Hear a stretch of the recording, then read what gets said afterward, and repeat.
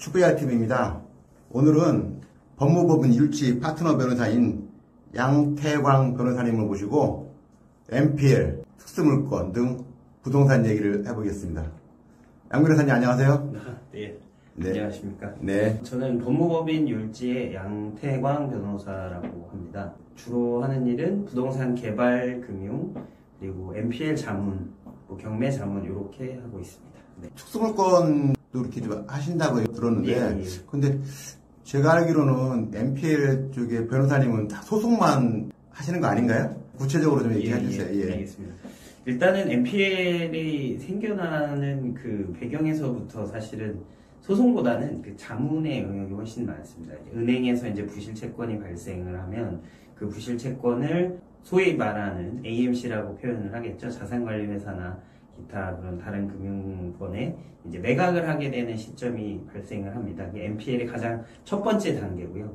저희가 기존에 이제 그 단계에서부터 자문을 해왔었던 거고요. 그 다음에 이제 NPL의 소송이라고 하면 사실 가장 막단에, 그러니까 NPL이 발생해서 자산이 매각이 되고 그 자산이 경매에서 주로 이제 소화가 될 거거든요.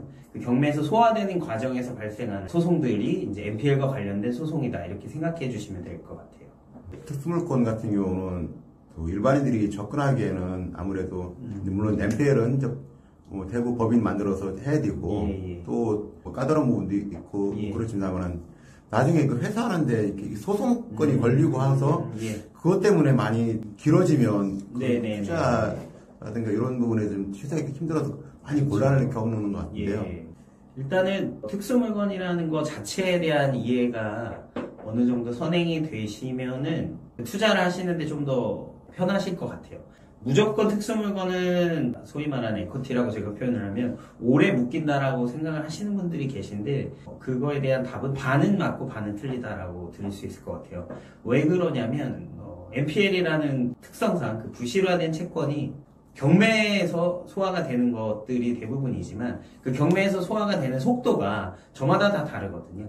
그러니까 우리가 그것을 낙찰받아서 흔히 이제 소송을 수행하게 되면 그 낙찰을 받는 결과에서 생기는 소송은 예를 들어 유치권 배제를 구하는 소송 같으면 유치권의 승소 판결을 얻지 않더라도 유치권자하고 원활한 합의 또는 협의를 할 수 있는 방안이 있고요.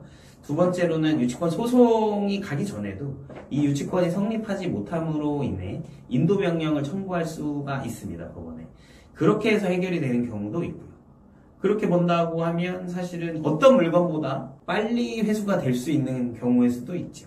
근데 협의가 잘 되지 않거나 실질적으로 법률적으로 해결을 해야 하는 부분 같으면 말씀을 주셨던 대로 소송을 좀 해서 기간이 상당히 필요한 경우가 있죠. 그렇게 되면 자본금이 상당 시간 묶이게 되는 그런 결과가 초래될 수는 있습니다. 금융회사에 NPL 자문을 하신다는데 그 자문을 그럼 어떻게 방식으로 진행하시는 건가요? 일단은 NPL이 발생이 된다는 것 자체는 금융회사에 이제 부실이 됐다고 표현을 보통 하죠, 저희가. 무수익 여신이니까. 그러면 이것들을 각 금융회사마다 풀을 이제 만들어냅니다. 그 풀을 만들어서 채권 중에도 뭐 회생이 가 있는 채권이 있을 수 있고, 유치권이 있는 채권이 있을 수 있고, 물건 자체에 권리적인 하자가 있는 그런 채권들이 있을 수 있고, 부동산 담보부 채권들만 지금 말씀을 드리는 거예요. 그리고 뭐 기타 임차인이 있거나 뭐 이런 것들이 많이 있겠죠. 첫 번째로는 이 채권들을 풀로 이렇게 만들어서 매각을 하게 됩니다. 그럼 이 풀을 매각을 하게 될 때 이 매수자들이 궁금한 부분들이 생길 거예요. 이 채권들에 대한 디테일한 정보가 다 담겨져 있지 않더라도 예를 들어서 법률적인 하자가 있는 물건이 있어요.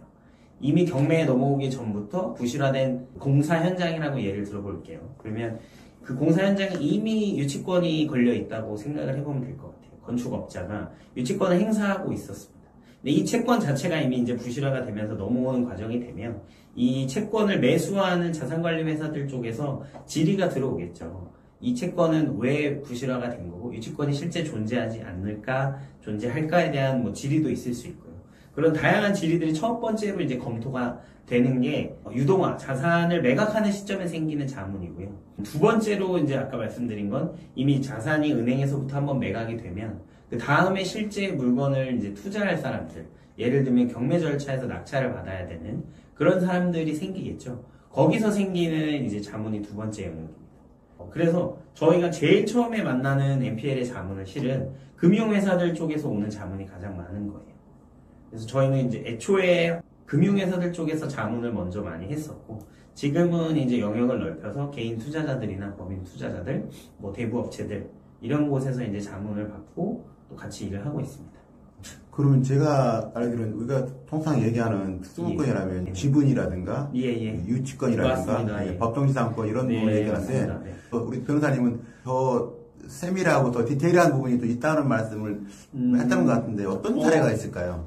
일단은 말씀하신 것처럼 기존의 특수물건이 많이 경매 시장이 발달하면서 뭐랄까 많이 밝혀졌어요. 책들도 많이 나왔고 투자 강의도 많이 이루어졌던 걸로 알고 있어요. 그런데 이제 가장 조심해야 될 거는 첫 번째로는 모든 특수물건이 다 해결이 가능하다라고 편견처럼 있는 것 같아요. 특히나 이제 뭐 유치권 같은 경우에서는 유치권은 허위가 뭐 99.9다 또는 뭐 100% 다 허위다라고 이렇게 어떤 분들은 그렇게 강의를 하시는 분들도 있으신 것 같아요. 제가 생각했을 때 허위의 유치권 정말 많은데요. 유치권이 허위인 경우도 있지만 간혹 정말 유치권이 진성이라고 하는 정말 성립되는 유치권이 있는 경우들이 있거든요. 근데 그런 경우에 사실은 아무런 조사 없이 해결이 되겠지, 아예 허위겠지 이렇게 생각하고 입찰을 하셨다가 대법원까지 가서 또 패소를 하시는 경우들이 있어요. 그런 경우는 정말 이렇게도 저렇게도 못하고 유치권자가 이제 요청하는 금액, 뭐 공사대금이면 공사대금, 뭐 어떤 그런 유치권자가 주장하는 피담보 채권에 대한 대금을 다 지불해야만 해결이 되는 경우들이 있거든요. 이제 그런 경우들을 보자면 안타까운 경우가 있는 거죠. 그리고 유치권과 관련돼서 이제 기억에 남는 것들도 굉장히 좀 많이 있는 것 같아요. 재건축 아파트들에 대한 시공사 유치권 신고 같은 경우가 이제 대부분 굉장히 깨기 힘든 유치권이라고들 많이 하세요. 그 유치권은 공사는 분명히 했고, 그 시공사는 뭐 우리가 흔히 아는 대형 일군 시공사들이라서 그렇게 신고가 들어오는 유치권들 같은 경우는 사실 대부분 진성일 가능성이 높은 거죠. 그런데 그 안에도 실은 허점이 있다라고 보실 수 있는 부분이 있어요. 그러니까 정말 선수들이라고 표현하는 잘하시는 분들, 투자를 오래 해오시고 경험이 많으신 분들은 유치권의 금액이라든지 거기서 일부 상계될 수 있는 금액들을 찾아낼 수 있는 거죠. 그러면 보다 좀 더 유리하게 입찰가를 산정하실 수가 있고 낙찰을 받으실 수 있는 거죠. 이거는 이제 NPL로 돌아와도 마찬가지입니다. NPL은 금융기관의 채권이 부실화된 거기 때문에 금융기관에서 이 부실화된 채권에 이 물건 자체가 가지고 있는 유치권이 발생하면 굉장히 부담스러워 하거든요. 뭐 담당 AM들이라든지 아니면 뭐 저희가 흔히 얘기하는 단위 새마을금고, 농협, 신협, 수협 이런 것들도 뭐 본인들이 이제 대출이 나갔던 어떤 현장에 유치권이 신고되는 걸 굉장히 부담스러워해요. 그러면 NPL을 하는 입장에서 저희가 채권을 매입을 해올 때는 그 유치권이라든지 하자가 있는 물건에 대한 매입 가격을 협의하기가 훨씬 쉬워지는 거죠.